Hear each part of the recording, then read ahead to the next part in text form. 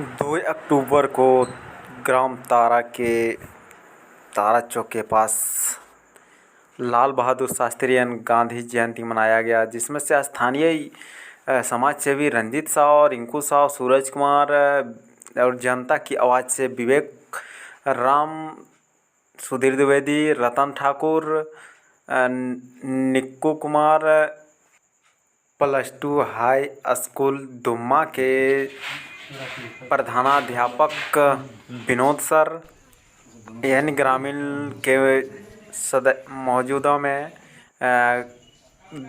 गांधी जयंती मनाया गया, जिसमें से गांधी जयंती का उनका जीवन गठन पर गहन विचार किया गया। लाल बहादुर शास्त्री के बारे में बताया गया।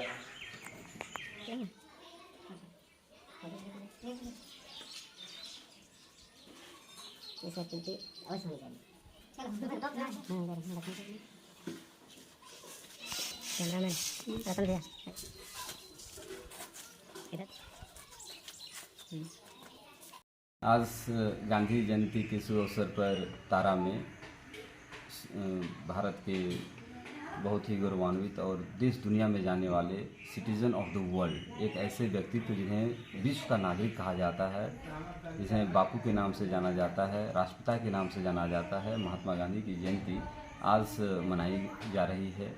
बड़ी हर्ष की बात है कि एक ऐसे मानव जिनकी कल ज़रूरत थी, आज भी ज़रूरत है और आने वाली पीढ़ियों को ज़रूरत है, वह एक ऐसे व्यक्ति हैं जिन्होंने सत्य, अहिंसा और प्रेम को अपना हथियार बनाया और उन्होंने पूरी ज़िंदगी 1869 से लेके 30 जनवरी 1948 तक का सफ़र उन्होंने सत्य, अहिंसा और प्रेम के बल पर पूरी दुनिया की राजनीतिक परिभाषा, उसकी संस्कृति और सामाजिक सरोकार को बदला है। इन्होंने विश्व के नेताओं को सिखाया कि कैसे आप किसी राष्ट्र का नेतृत्व कर सकते हैं, बिना जंग का आप कैसे किसी जंग को जीत सकते हैं। उनका श्रेय सिर्फ और सिर्फ पूरी दुनिया में महात्मा गांधी को जाता है। अल्बर्ट आइंस्टीन हो अथवा विंस्टन चर्चिल हो, सभी ने महात्मा गांधी की तारीफ़ किया और कहा कि आने वाली पीढ़ियां यह विश्वास कभी नहीं करेगा कि कोई मनुष्य भी ऐसा पैदा हुआ था जो इतना कठोर ज़िंदगी जी सकता है, सत्याग्रह कर सकता है और बिना हथियार लिए अपने देश को आज़ाद कर सकता है। उनका श्रेय सिर्फ और सिर्फ महात्मा गांधी को जाता है।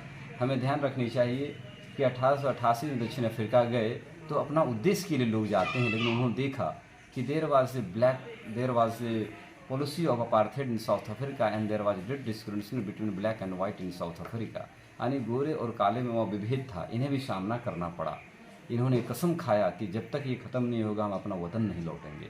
इसलिए 1888 लेके 1915 तक यह वहाँ पर रहे और 9 जनवरी 1915 को भारत आगमन हुआ और 9 जनवरी 1915 से उन्होंने अपने आप को देश के नाम न्यौछावर कर दिया कि India must be free from the British rulers because we are slave in our own country. यानी हम अपने ही मुल्क में क्या है, गुलाम की तरह हैं। इंग्लैंड फ्री कंट्री है, अमेरिका फ्री कंट्री है, तो हम क्यों किसी के अंडर में रहें। इसलिए उन्होंने पूरा राजनीतिक परिक्रम शुरू किया और उन्होंने कई आंदोलन किए। सबसे पहला आंदोलन चंपारण मूवमेंट 1917 का, जिसमें से अंग्रेज ऑफिसर लॉर्ड चैम्सफोर्ड को अपने ही मुल्क में सबसे पहले पराजित किया, जिसे नील विद्रोह भी कहा जाता है।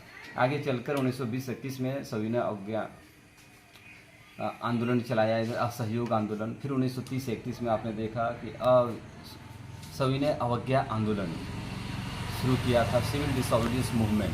फिर आगे आपने गोलमेज सम्मेलन देखा।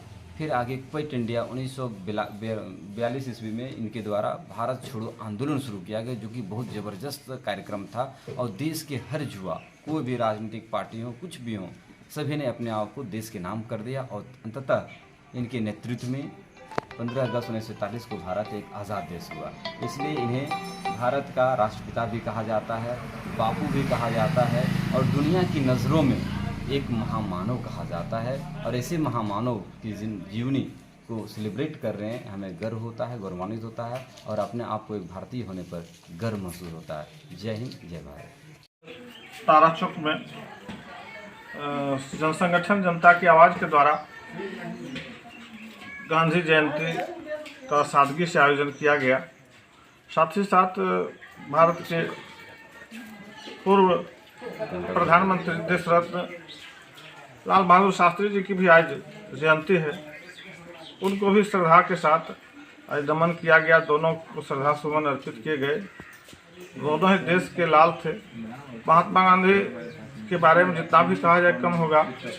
पूरा राष्ट्र नमन करता है, श्रद्धा सुमन अर्पित करता है और पूरी दुनिया में इन्हें लोग जानते हैं, मानते हैं। और इन्होंने जो असहयोग आंदोलन चलाया और सत्याग्रह का जो इन्होंने आंदोलन, सत्याग्रह की बात कही, सत्य को आग्रह पूर्वक कहा जाए बड़ी ताकत होती है और वो एक ब्रह्मास्त्र के रूप में काम आज भी कर रहा है।